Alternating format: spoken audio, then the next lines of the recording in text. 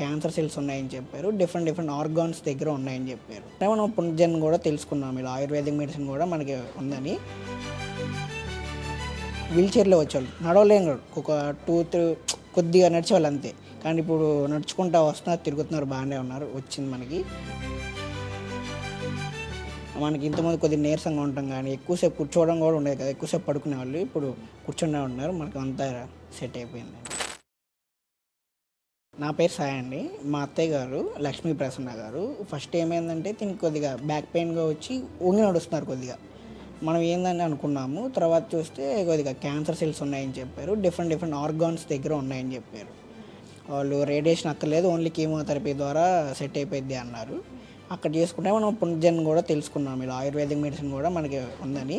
అది వాడితే ఇది వాడితే కూడా ప్రాబ్లం లేదని చెప్పారు. అక్కడ వాళ్ళని అడిగి ఇక్కడ వీళ్ళని అడిగాము. సో మనం 2 మెడిసిన్స్ వాడుతూ వచ్చాము. మనకి 6 months నుంచి జరుగుతుంది ట్రీట్మెంటు. ఇంతకుముందు వీల్ చైర్లో వచ్చేవాళ్ళు, నడవలేము, ఒక 2-3 కొద్దిగా నడిచేవాళ్ళు అంతే.